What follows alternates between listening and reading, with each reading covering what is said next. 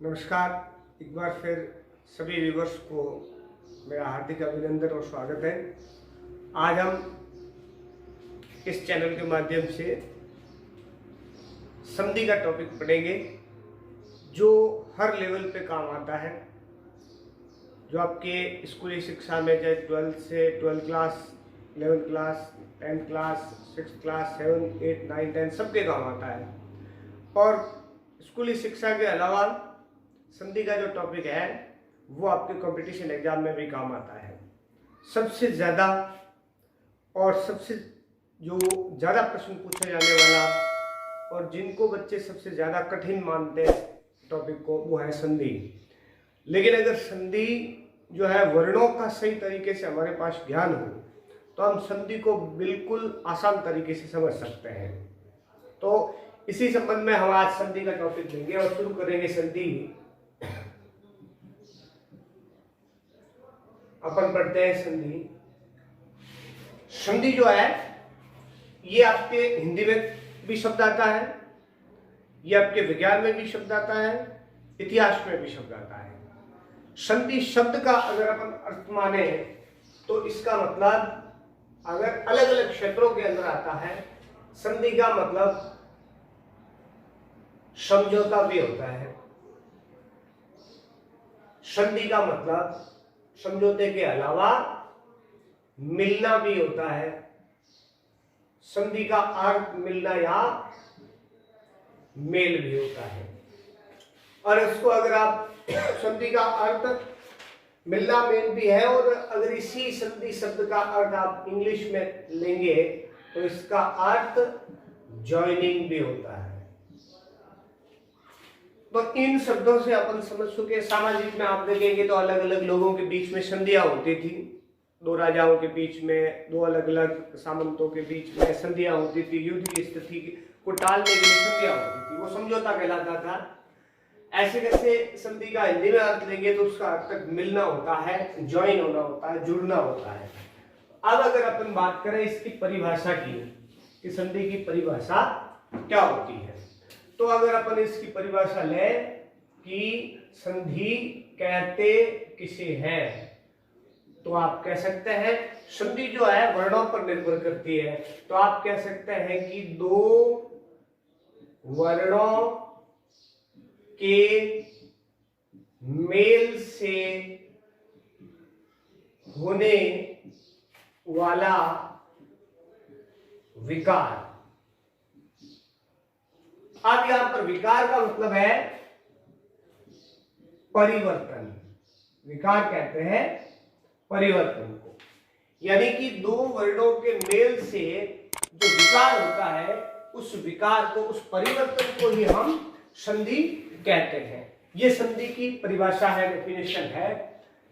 अब इसमें क्या होता है कि दो वर्ण मिलते हैं। दो वर्ण मिलने का मतलब संधि पूरी की पूरी वर्ण पर निर्भर करती है। अब दो वर्ण मिलेंगे, यानी कि इसमें पहला वर्ण प्लस दूसरा वर्ण होगा। दो वर्ण आपस में संधि के अंदर मिलते हैं। पहला वर्ण किसका? इसमें आता है आपके पूर्व पद का अंतिम वर्ण। यही चीज समझनी सबसे पहला जरूरी है। पूर्व पद का अंतिम वर्ण प्लस उत्तर पद का प्रथम वर्ण, ये समझना सबसे पहले जरूरी है। संधि में पूर्व पद किसको कहते हैं? पहले पद को। पूर्व पद का मतलब पहला पद। अब यहां पद का मतलब है शब्द। उत्तर पद का मतलब क्या है? उत्तर पद का मतलब होता है दूसरा पद या शब्द। संधि में शब्द नहीं मिलते, वर्ण मिलते हैं। जो पहला पद आएगा उस पद का अंतिम वर्ण और जो दूसरा पद आएगा जिसके साथ मेल हो रहा है उसका प्रथम वर्ण, यानी कि इसका तो अंतिम वर्ण और इसका प्रथम वर्ण, इन दोनों का मेल होगा। इसको आप ऐसे भी समझ सकते हैं 1 प्लस 2 इक्वल विकार, ये संधि है। यानी पहला वर्ण प्लस दूसरा वर्ण बराबर विकार। विकार का मतलब परिवर्तन जो आएगा, उस परिवर्तन को ही हम संधि कहेंगे। यही है संधि का रूप। यानी कि संधि को सीधा समझना है कि संधि में दो शब्द आएंगे, दोनों शब्द में से जो पहला शब्द होगा उस शब्द का तो अंतिम वर्ण आएगा, और जो दूसरा शब्द आएगा उसका पहला वर्ण, प्रथम वर्ण आपस में, पहले शब्द का अंतिम वर्ण, दूसरे शब्द का प्रथम वर्ण आपस में मिलकर के विकार उत्पन्न करेंगे। इस विकार को भी हम क्या कहेंगे? संधि कहेंगे। यही संधि कहलाती है। अब इसमें आप एक उदाहरण ले सकते हैं। जैसे मैं उदाहरण लेता हूं, पूर्व पद जो आपका यहां पर दिया गया है, वो पूर्व पद ले लिया आपने देव, प्लस जो उत्तर पद है उसमें मान लो हमने ले लिया आलय। दो शब्द दिए हमने। अब यहां पर वर्ण और शब्द में भेद आना बहुत जरूरी होता है, अक्षर और वर्ण में भेद होना बहुत जरूरी होता है।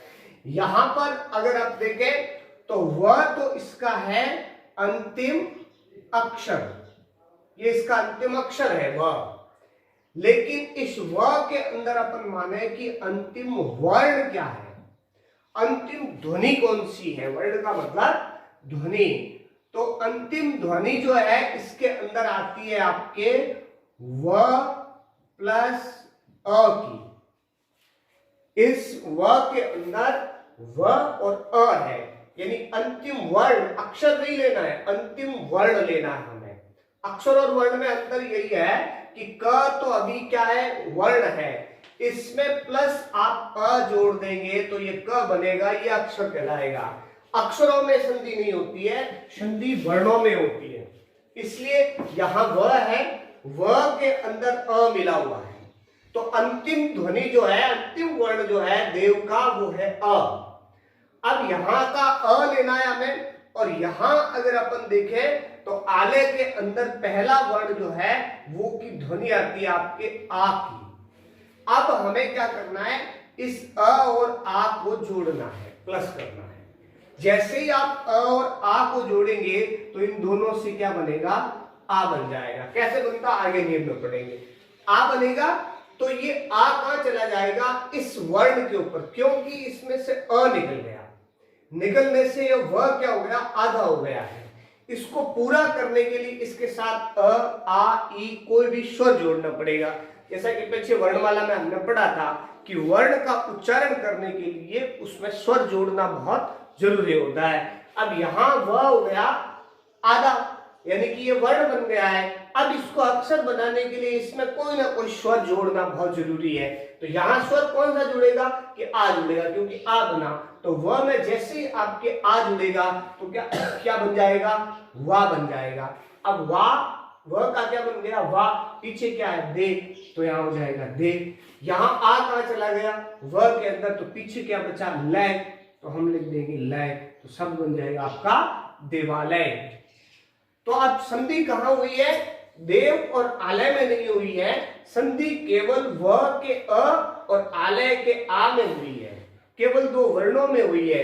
इसलिए यहां पर आ का विकार उत्पन्न हुआ है। अब ये है संधि का प्रोसेस, यानी संधि जो है वो केवल दो वर्णों के अंदर होती है, संधि शब्दों में नहीं होती है। ये सबसे पहले याद रखनी बहुत जरूरी होती है। अब बात आती है कि ये संधि केवल जो है वर्णों के अंदर है, और वर्ण भी किसका? पूर्व पद का अंतिम वर्ण, उत्तर पद का प्रथम वर्ण, दोनों के बीच में विकार होगा, उस विकार को संधि कहते हैं। अब हो गई होगी आपको परिभाषा याद। अब इसके बाद अब हमें सवाल ये आता है कि संधि के भेद कितने होते हैं, प्रकार कितने होते हैं, कितने प्रकार की संधि होती है। तो अगर परिभाषा आपको लिख लेनी है, रट लेनी है, आपको याद कर लेनी है, समझ लेनी है। आप रटते नहीं हो तो इसको याद सीधा सा है। संधि का मतलब मिलना। किसका मिलना? वर्णों का मिलना। कौन से वर्णों का मिलना? कि पहले पद का अंतिम वर्ण, दूसरे पद का प्रथम वर्ण, इनका मेल संधि कहलाता है। तो संधि की सीधी सी परिभाषा कह सकते हैं कि संधि हमेशा वर्णों में होती है और कभी भी शब्दों में नहीं होती है। इसलिए हमें ये गहराई की बात ये भी याद रखनी है कि संधि केवल वर्ण में होती है, अक्षर में भी नहीं होती है।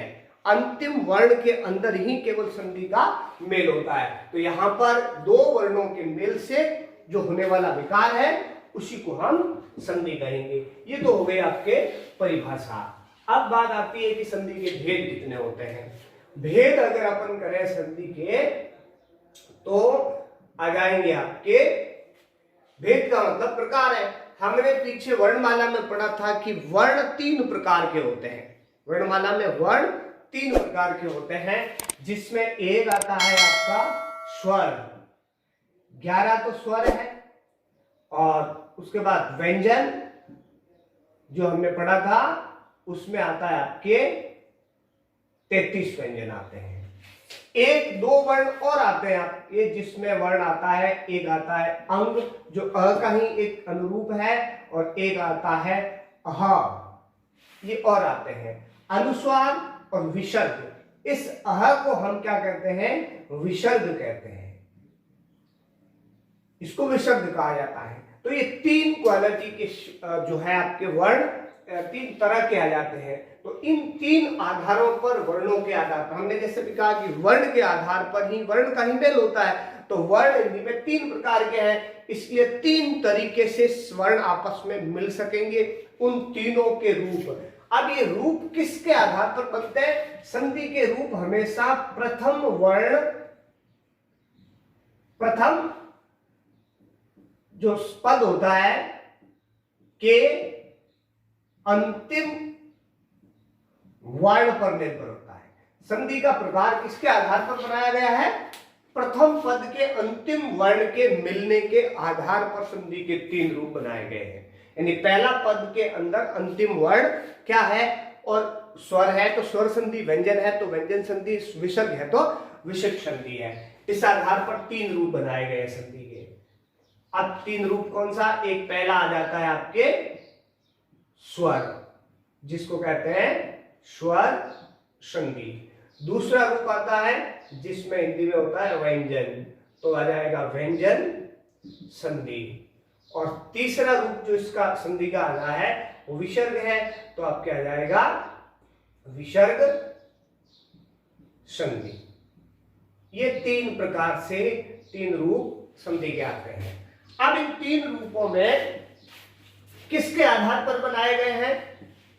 कि संधि में मैंने आपको कहा था कि जैसे प्लस आता है, इस प्लस का मतलब है संधि। इस प्लस का मतलब ही क्या है? संधि होता है, मिलना। इस प्लस का मतलब ही संधि, जिसको हिंदी में कहा जाता है धन, अधन, ऐसे बोला जाता है अधन, अ बराबर आ, इसको धन कहा जाता है, या फिर इसको आप संधि कह सकते हैं। इस संधि से पहले, संधि होने से पहले अगर स्वर है और बाद में भी अगर स्वर है, तो इससे जो विकार होगा उस विकार को अपन क्या नाम देंगे? इस विकार को नाम देंगे हम स्वर संधि। स्वर संधि किसको नाम देंगे? कि अगर इस संधि होने वाली जगह से पहले भी स्वर है और संधि होने वाली जगह के बाद भी स्वर है, दोनों स्वर स्वर आपस में मिल रहे हैं, तो वो कहला जाएगी स्वर संधि। ये तो आपका पहला प्रकार आता है। दूसरा प्रकार आता है ऐसे, जैसे मान लो प्लस है, प्लस का मतलब होता है संधि, इस धन का मतलब है संधि, और संधि से पहले अगर व्यंजन है, यानी जिस जगह संधि हो रही है उससे पहले अगर वर्ण व्यंजन है और इसके बाद में अगर व्यंजन है, या फिर इसमें स्वर भी हो सकता है, स्वर भी है, तो फिर उससे जो विकार उत्पन्न होगा उस विकार को हम कहेंगे, क्या नाम देंगे? व्यंजन संधि। ये संधि का समझने का रूप है। तीसरा रूप जो संधि का बनता है प्लस, जिसको हम कहते हैं संधि, जहां पर संधि हो रही है उस संधि से पहले यदि विसर्ग है, पहले अगर विसर्ग है और बाद में यदि व्यंजन है या फिर स्वर है तो उससे जो विकार उत्पन्न होगा उस विकार को कहेंगे अपन विसर्ग संधि। उस विकार को विसर्ग संधि कहा जाता है। ये बिल्कुल आसान तरीके से समझने की बात है। संधि के भेद किस आधार पर बनाए गए हैं? हमेशा प्रथम पद के अंतिम वर्ण के आधार पर संधि के 3 रूप बनाए गए हैं। प्रथम पद का अंतिम वर्ण अगर स्वर है और द्वितीय पद का प्रथम वर्ण भी अगर स्वर है तो आपस में मिलने से जो विकार होगा उस विकार को स्वर संधि कहेंगे। तो सीधी सी परिभाषा बना सकते हैं इससे अपन कि दो स्वरों के मेल से होने वाले विकार को स्वर संधि कहते हैं। अगर ये फॉर्मूला हमें याद है तो आराम से इसकी परिभाषा रटने की आवश्यकता बिल्कुल भी नहीं है। हमें सीधा सी बात है कि दो स्वरों के मेल से, ये हो गया प्रथम पद का अंतिम स्वर और द्वितीय पद का प्रथम स्वर, दो स्वरों के मेल से होने वाले विकार को स्वर संधि कहते हैं। हो गई परिभाषा। दूसरे की अगर व्यंजन संधि की परिभाषा है तो हमें पता है कि प्रथम पद का अंतिम वर्ण यदि व्यंजन है और दूसरे पद का प्रथम वर्ण भी यदि व्यंजन या स्वर है, दोनों में से कोई भी एक हो सकता है, उससे जो विकार होगा वो विकार व्यंजन संधि कहलाएगा। सीधी सी परिभाषा कह सकते हैं अपन कि यदि दो व्यंजन या स्वर आपस में मिलेंगे, यदि स्वर के बाद व्यंजन या स्वर मिलेगा तो उससे जो विकार होने वाला है उसको व्यंजन संधि कहते हैं। अब विसर्ग संधि जो है उसमें आपको पता है कि प्रथम पद का अंतिम अगर विसर्ग है, प्रथम पद में अंतिम रूप में विसर्ग है और आगे द्वितीय पद का प्रथम वर्ण अगर व्यंजन या स्वर है तो उससे जो विकार उत्पन्न होगा उस विकार को स्वर संधि कहेंगे। तो अपन कह सकते हैं कि विसर्ग के साथ व्यंजन या स्वर का मेल होने से जो विकार उत्पन्न होता है उस विकार को विसर्ग संधि कहते हैं। कोई दिक्कत नहीं होनी चाहिए, इनकी परिभाषाएं आराम से याद हो जाएगी। सीधी सीधी एक बार इस फॉर्मूले को आप देखेंगे, लिखेंगे, उसके बाद इसकी परिभाषा बनाने की कोशिश करेंगे, आराम से परिभाषा बन जाएगी, रटने की बिल्कुल भी आवश्यकता नहीं है। याद कुछ मूल बातें संधि में याद रखनी पड़ेगी। सबसे पहले आपको स्वरों का ज्ञान होना चाहिए कि हिंदी में 11 स्वर होते हैं। स्वरों के बाद अंग और अहा 2 स्वर और होते हैं जो पहले स्वरों में माने जाते थे, इनको 13 स्वर माने जाते थे। तो ये 2 शब्द और आते हैं, अंग और अहा। उसके बाद में 33 व्यंजनों का ज्ञान होना चाहिए। 5 वर्ण होते हैं व्यंजनों के अंदर, उनका होना चाहिए स्पर्श व्यंजन, अंतस्थ व्यंजन और जो आपके ऊष्मीय व्यंजन है, संयुक्त व्यंजन है, इनका ज्ञान होना चाहिए। उनके बाद संधि आराम से कर सकते हैं कि अगर इन व्यंजनों को अपन 11 स्वर और 33 व्यंजनों को अगर अपन देखेंगे तो इसमें 3 प्रकार के वर्ण आएंगे, 3 तरीके के। पहले स्वर आएगा, फिर व्यंजन आएगा, फिर विसर्ग आएगा। इसी के आधार पर 3 प्रकार बनाए गए है संधि के। स्वर से स्वर का मेल होने से जो विकार होता है उसे स्वर संधि कहते हैं। व्यंजन से व्यंजन का मेल होने, व्यंजन से व्यंजन या स्वर का मेल होने से जो विकार होता है उसको व्यंजन संधि कहते हैं। और विसर्ग के साथ स्वर या व्यंजन का मेल होने से जो विकार होता है उसको विसर्ग संधि कहते हैं। इस प्रकार से हिंदी में 3 प्रकार की संधियां बनाई गई हैं। आराम से इसको समझ सकते हैं अपन कि संधि में हमेशा वर्ण का मेल होता है, अक्षर का भी नहीं होता है। स्वर में, असंधि में हमेशा ही 2 स्वर आपस में मिलते हैं या 2 व्यंजन मिलते हैं या विसर्ग के साथ स्वर या व्यंजन मिलते हैं। तो फिर इनके अंदर जो विकार उत्पन्न होता है, परिवर्तन होता है, उसको संधि कहते हैं। अब ये तो हो गए आपके भेद, ये प्रकार हो गए संधि के 3। अब इनके कुछ स्वर संधि के उपभेद भी हैं जिनको हम उपसंधि कहा जाता है या उपभेद है। अगर हम पहली बात लें सबसे पहले कि स्वर संधि, इसको पढ़े अपन स्वर संधि को, तो स्वर संधि के आते हैं प्रकार। स्वर संधि की परिभाषा तो मैंने अभी पीछे बताई थी। स्वर से स्वर का मेल होने से जो विकार उत्पन्न होता है उसको स्वर संधि कहते हैं। अब जो हिंदी में जो स्वर है उसको अपन लिखेंगे कि पहली बार हिंदी में स्वर होते कितने और कौन कौन से स्वर होते हैं। अगर आप स्वर को लिखेंगे और उनकी संरचना पढ़ेंगे आराम से स्वर संधि याद हो जाएगी। बिल्कुल इजी स्टेप है, सरल तरीके से अपन समझ सकते हैं। सबसे पहले आता है स्वर में अ, फिर आता है आ, ई, ऊ, री, ए,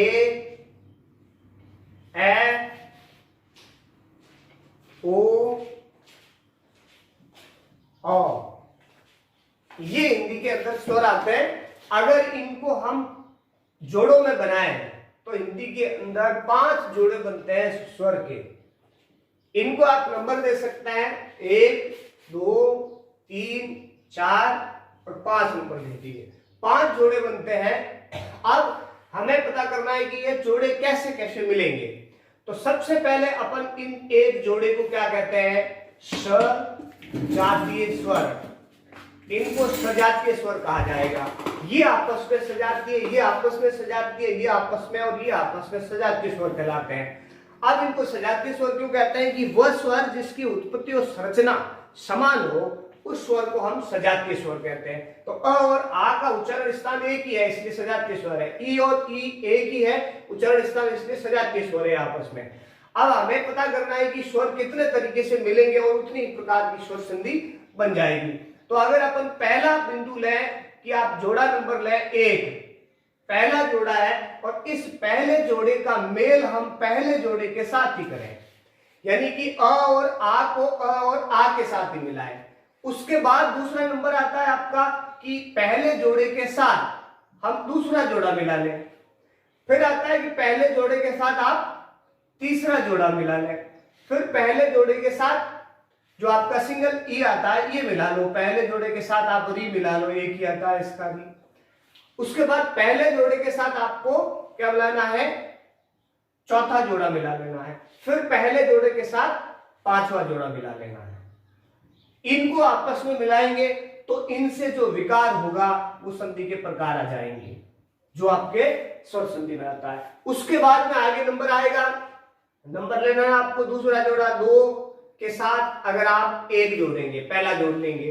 अगर आप 2 के साथ 2 जोड़ लेंगे। अब इसमें 2 के साथ 2 नहीं जोड़ना है, क्योंकि 2 के साथ जैसे आप 2 जोड़ोगे वापस विसर्ग संधि के अंतर्गत आ जाएगा।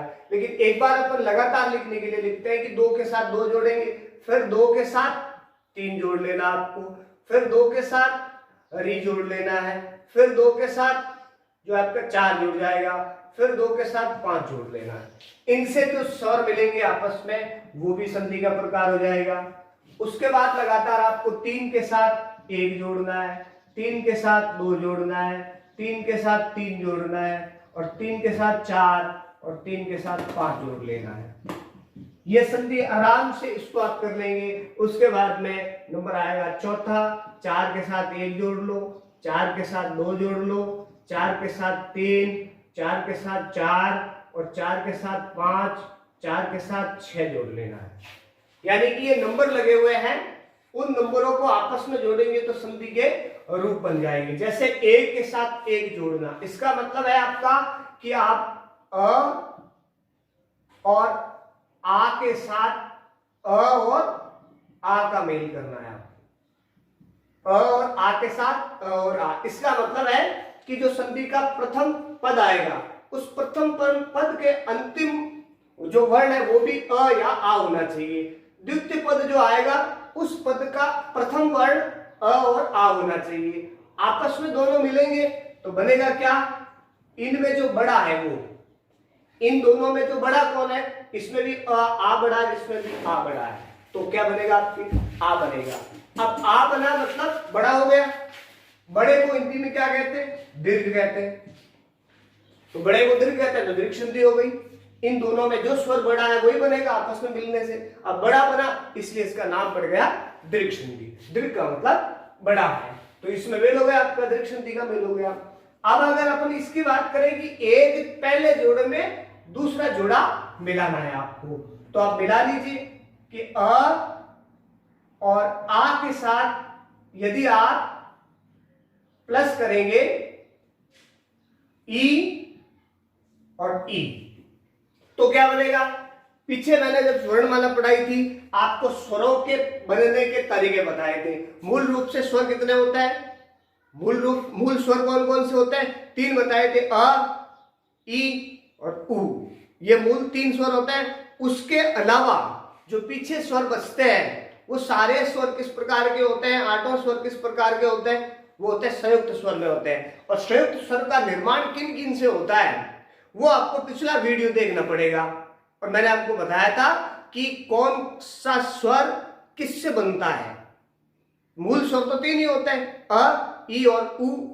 उसके बाद के जितने भी स्वर है, चाहे आ हो, बड़ी ई हो, बड़ा उ हो, ए, ओ, री, अंग, आह, ये जितने भी स्वर आता है वो किससे बनते हैं उसका पिछला वीडियो जिन्होंने देखा है उसमें मैंने आपको बताया था कि अगर आपको ए का निर्माण करना है, ए स्वर बनाना है, तो किसका निर्माण होगा कि ए के अंदर जो है वो एक तो होता है अ और एक होता है ई।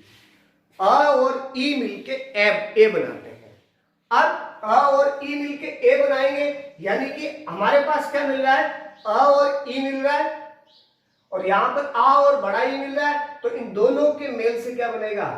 ए बन जाएगा आराम से। ये हो गया कि आ और आ के मेल से ए बन गया है। अब ए बन गया इसमें, उसके बाद अगला नंबर आ जाता है कि आप पहले के साथ तीसरा जोड़ दो। पहले के साथ तीसरा जोड़ने का मतलब है कि अ के साथ, अ और आ के साथ आपको क्या जोड़ना है? उ और उ जोड़ना है। अब क्या बनेगा? इसमें भी स्वरों के प्रकार मैंने बताया था आपको कि जैसे आपको ओ बनाना है, अगर हिंदी में ओ बनाना है तो किससे बनाएंगे? तो इसमें भी मैंने आपको बताया था कि अ के साथ अगर उ मिलेगा तो ओ बन जाएगा। तो यहां पर भी हमारा क्या मिल रहा है? अ के साथ उ मिल रहा है, तो हमें यहां क्या बना लेना है? ओ बना लेना है। अब बात आती है यहां पर कि अ के साथ अगर री बनेगा, री मिलाना है आपको। जैसे पहले के साथ का मतलब अ और आ मिलाना है। अब इसके साथ प्लस किसका करना है कि आपको री जोड़ देना है, सिंगल एक ही स्वर होता है। अब अ और आ के साथ री जोड़ते ही आपका बन जाएगा अर। उसके बाद अगला नंबर आता है 1 और 4 जोड़ना है। 1 का मतलब आ गया आपके अ और आ, प्लस करना है 4 का मतलब आपको ए और ए जोड़ना है। ए और ए जोड़ना है। तो यहां क्या बनेगा? यहां स्वर में वृद्धि हो जाएगी। स्वर का जो इनका जो मिलेगा वो सबसे बड़ा स्वर होगा वो बनेगा, तो आपके यहां पर बन जाएगा ए।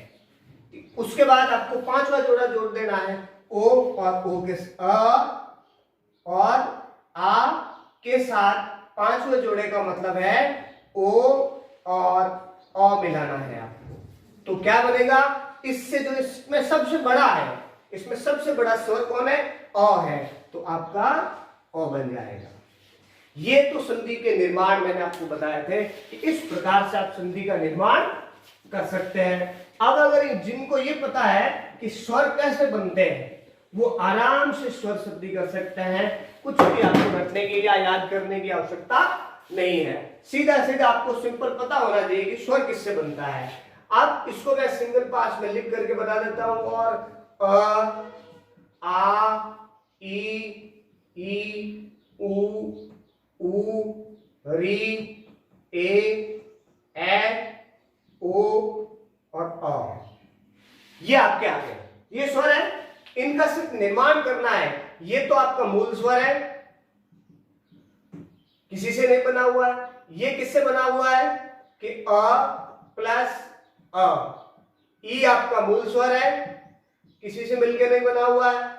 बड़ा ई है, छोटा ई प्लस छोटा ई बराबर बड़ा ई बना हुआ है। उ आपका मूल स्वर है, किसी से नहीं बना हुआ है।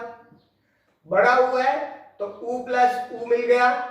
री है आपके तो ई प्लस र मिल गया। ए है बनाना है तो अब इसमें ध्यान रखना है कि अ प्लस ई मिलेगा तो री बनेगा।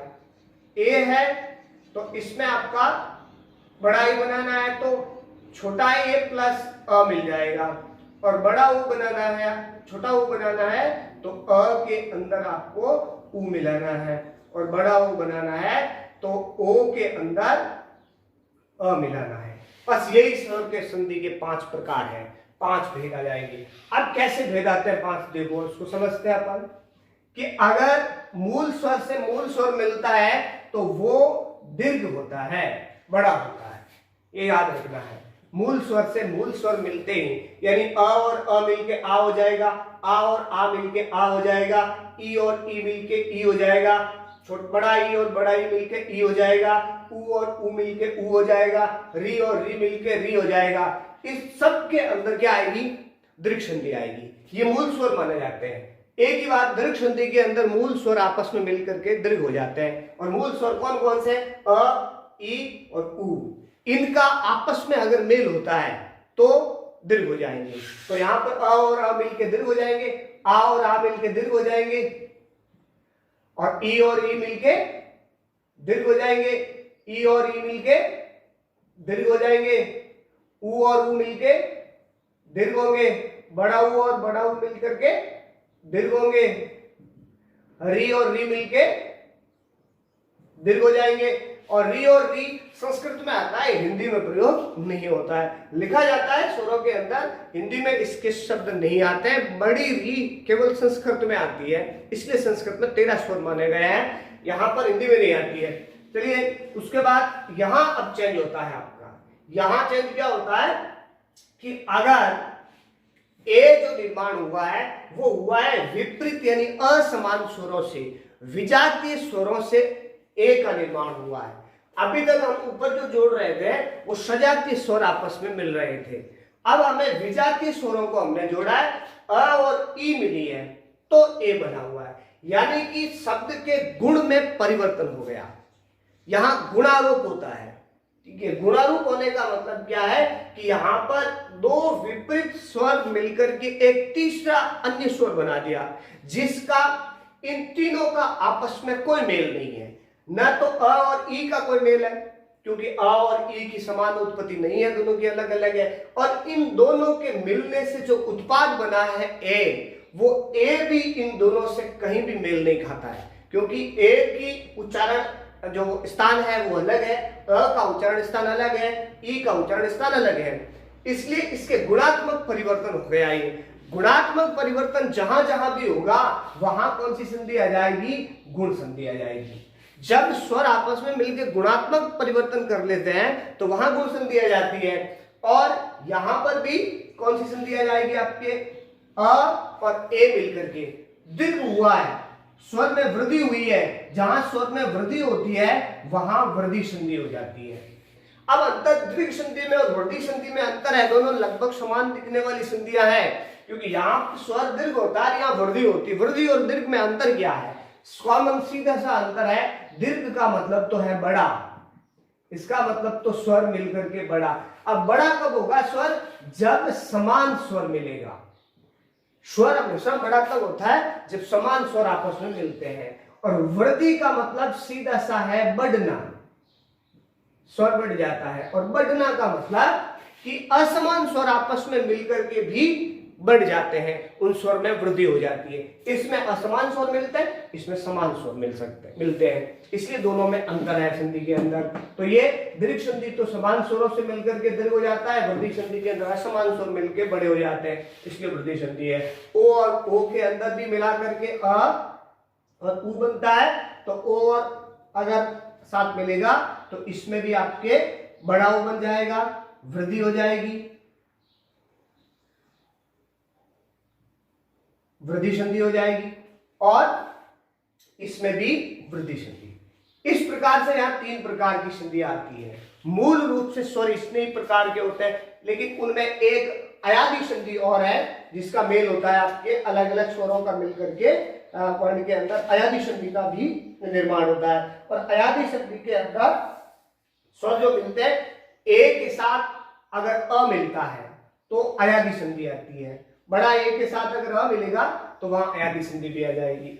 अब ये तो है कुछ शॉर्टकट तरीके से कि आप वर्णों को पढ़ करके, आप सुन करके या उनके निर्माण से आप संधि का प्रकार बता सकते हैं। अगर हम मूल रूप से जिनको ये संरचना समझ में नहीं आई हो तो वो संधि के सीधे से रूप याद भी कर सकता है, रट भी सकता है। दोनों तरीके हैं। अब रटने के लिए आपको इनके प्रकार याद करने पड़ेंगे। संधि मूल रूप से इसका क्रम होता है, सबसे पहले संधि आती है दीर्घ संधि, दूसरे नंबर पे जो संधि आती है वो आपकी आएगी गुण संधि, तीसरे नंबर पे जो संधि आएगी आपके वो आएगी वृद्धि संधि, और चौथे नंबर पे जो संधि आती है वो आती है यण संधि, और पांचवें नंबर पे जो संधि है वो है अयादि संधि। ये 5 प्रकार के रूप होते हैं स्वर संधि के, और ये तीनों ही पांचों ही क्रम आपको याद रखने बहुत जरूरी है, क्योंकि वर्णों का मेल क्रम से होता है। आप दीर्घ के बाद सीधी अयादि, दीर्घ के बाद सीधी गुण संधि नहीं ले सकते। इसका एक विशेष क्रम है दीर्घ, गुण, वृद्धि, यण और अयादि। ये पांचों रूप आपको याद रखने हैं। ये किसके हैं? स्वर संधि के प्रकार है। मैंने आपको बताया था स्वरों के 5 ग्रुप बनते हैं, 5 समूह बनते हैं। उन 5 समूहों के आधार पर ही संधि के 5 रूप बनाए गए हैं। अब इन 5 रूपों का विस्तृत अध्ययन है कि दीर्घ संधि किसे कहते हैं, गुण संधि किसे कहते हैं, वृद्धि संधि किसे कहते हैं, और यण और अयादि किसे कहते हैं।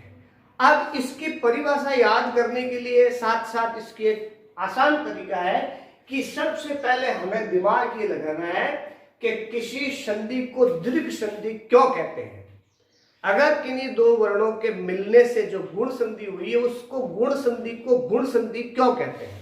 हर बच्चे के दिमाग में ये सवाल आना चाहिए, और वही पर अच्छी तरह से याद कर सकेगा जो ये दिमाग लगाएगा कि इस मेल को वृद्धि संधि क्यों कहते हैं, इसको गुण संधि क्यों कहते हैं, इसको यण संधि क्यों कहते हैं। उसका कारण जब हमारे दिमाग में आएगा तो हमें परिभाषा रखने की आवश्यकता नहीं पड़ेगी।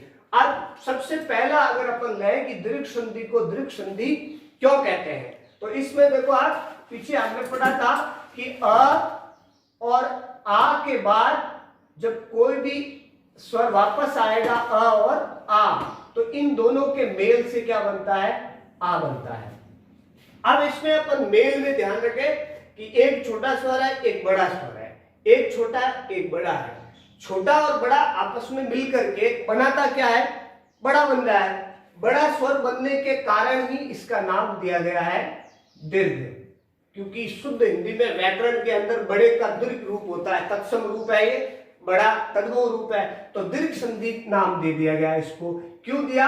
क्योंकि 2 छोटे स्वर या बड़े स्वर आपस में मिलकर के बड़े रूप में आ जाता है, इसलिए इसका नाम दीर्घ या बड़ा कहा गया है। तो आराम से इसका भी फॉर्मूला बनता है अलग अलग, कौन कौन से कैसे मेल होता है। अ प्लस अ बराबर आ, अ प्लस आ बराबर भी क्या बनेगा? आ, और आ के साथ अगर अ मिले तो भी बनेगा आ, और अगर आ के साथ आ मिले तो भी बनेगा आ। ये 4 तरीके से दीर्घ संधि के अंदर जो है वर्णों का मेल होता है। अब इसका मतलब क्या है? अ प्लस अ का और अ प्लस आ का मतलब क्या है कि जो संधि के अंदर 2 शब्द आएंगे, जो पहला शब्द है उसका अंतिम वर्ण होना चाहिए अ, दूसरा शब्द है उसका प्रथम वर्ण होना चाहिए अ, दोनों आपस में मिलेंगे तो बनाएंगे आ। दूसरे नियम में यह कहा जा रहा है कि अ के साथ यानी प्रथम वर्ण में अगर अ है अंतिम वर्ण और दूसरे वर्ण का अगर प्रथम वर्ण आ है तो दोनों मिलके आ बनाएंगे। इस नियम का मतलब है कि प्रथम पद का अंतिम वर्ण अगर आ है और द्वितीय पद का प्रथम वर्ण अगर अ है, दोनों आपस में मिलेंगे तो आ बनाएंगे। इसका मतलब है कि प्रथम पद का अंतिम वर्ण भी आ हो, द्वितीय पद का प्रथम वर्ण भी आ हो, दोनों आपस में मिलेंगे तो उसका आ बनाएंगे। ये सब में दीर्घ हो रहा है, इसलिए इसका नाम दे दिया गया है दीर्घ संधि। ये सवाल कई बार पूछा जाता है कि घुमा फिरा करके कि किस संधि को दीर्घ संधि कहा जाता है या उसे दीर्घ संधि क्यों कहा जाता है, तो इसलिए कहा जाता है कि इसमें स्वर बड़े हो जाते हैं, दीर्घ हो जाते हैं। अब रही बात दूसरी, स्वर आता यह आता आपके संधि के गुण संधि। गुण संधि को गुण संधि क्यों कहते हैं उसका कारण ढूंढना है हमें। तो अपन कारण देखते हैं कि गुण का मतलब ही क्या है कि आकार में, रूप में, उच्चारण में परिवर्तन हो जाना, यही गुण है। तो शब्द के अंदर जब गुण में परिवर्तन हो जाता है तो वहां गुण संधि होती है। अब गुण में परिवर्तन कैसे होता है कि हमने पीछे देखा था कि यहां पर अ और आ के साथ हमने मिलाया था ई और ई मिलाया था, और अ और आ के साथ ई और ई मिलने से हमने बनाया क्या था, ए बनाया था। ये पहला नियम है गुण संधि का।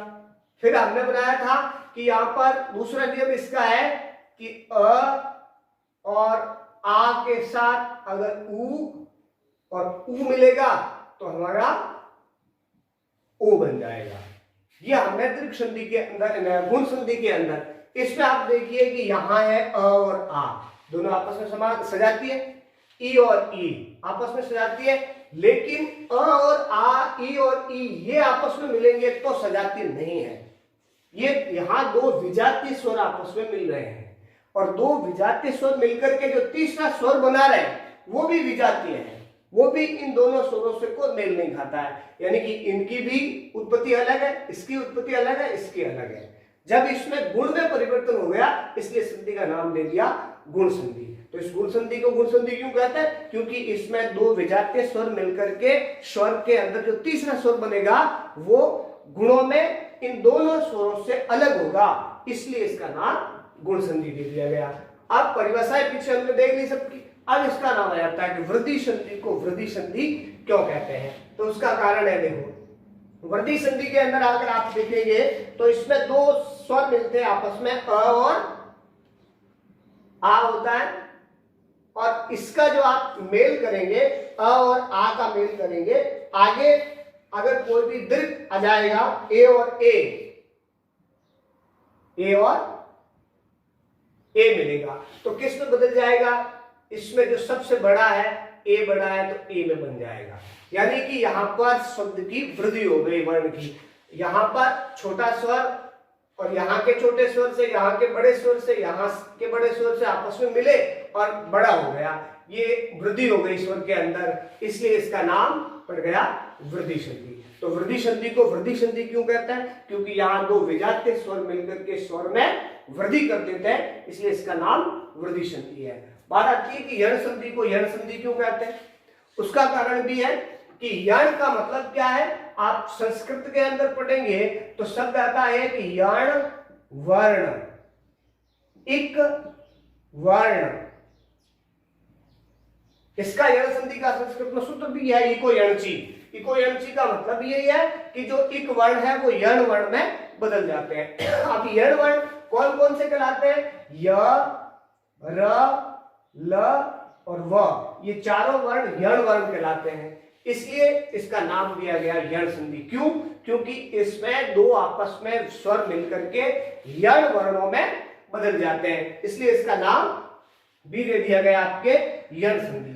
कैसे कि ई और यहां हमने देखा अ और आ के साथ ई और ई मिला तो ए बना, लेकिन अगर इसके विपरीत मिल जाए कि ई के साथ अगर अ मिल जाए, इसका उल्टा हो जाए कि ई के साथ ई और बड़ी ई के साथ अगर अ या आ मिल जाए तो क्या बनेगा, तो यहां बन जाएगा आपके य। और ये तो पहला नियम है।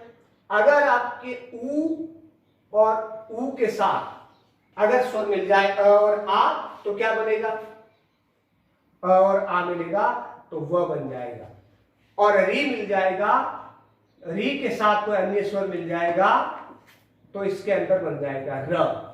यानी ये जो रूप है वो र बनता है, य, व और र, ये इसके तीन नियम है।